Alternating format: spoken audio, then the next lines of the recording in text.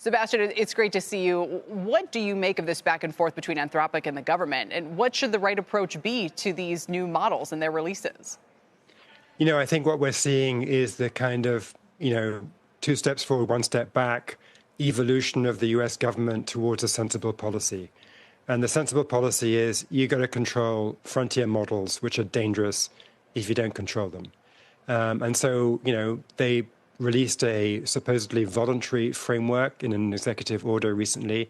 It's clearly not voluntary, right? I mean, Anthropic was ordered to take stuff off the market, and now it's been permitted. So this is very much a compulsory regime. And the same thing is going on with OpenAI, which has been told who it can and who it can't distribute its newest model to.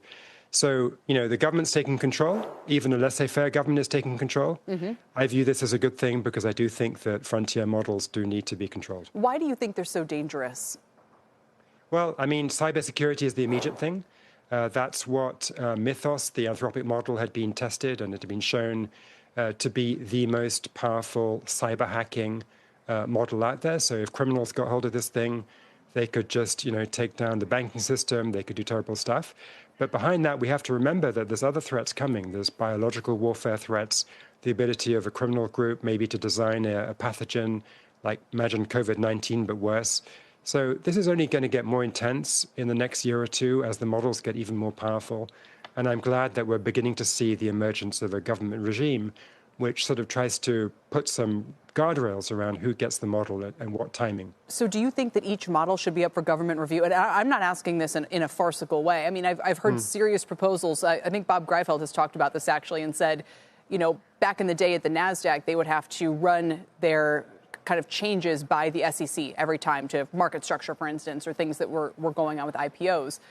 Should there be an agency, a government body where an AI release has to kind of quickly go, and if there's no major issue, then it goes right to market, and if there's a holdup, I mean, do we need something like that put into place?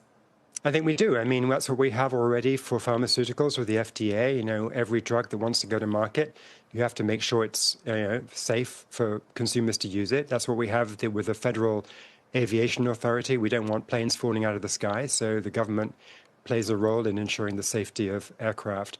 And I don't think it should be controversial that AI models, which are equally dangerous, should be vetted before they're allowed to be released. What we need to move to is something which is less ad hoc, less ad hominem.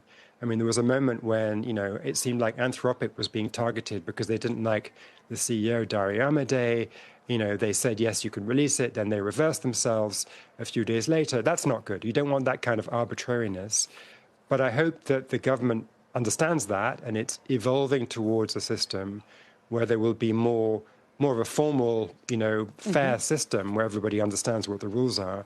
But I think some kind of system yes, it's needed. Let's talk about OpenAI against this backdrop. They're not in some ways, maybe they wish they were the poster child, right? You want to be the one that's on the leading edge and causing all these conversations. And in some ways they are. Their IPO might be delayed now until 2027. What does that tell you?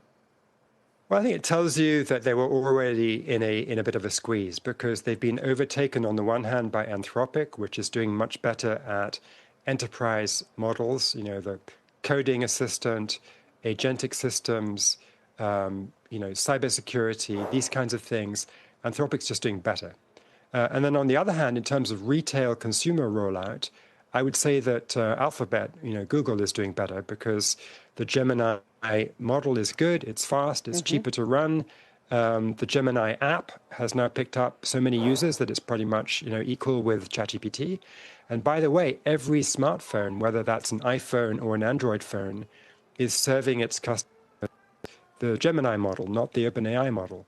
So I think, OpenAI is caught between a very tough retail competitor and then a very tough enterprise competitor. And that's before you even mention these open weight Chinese models that are pretty good and are coming to market. The fact that consumers, particularly business consumers, are having second thoughts about how much they want to spend on AI tokens. So there's more rationality among the consumers. You've got a worse interest rate environment for any company trying to go public because the Fed is now expected to hike, not to cut.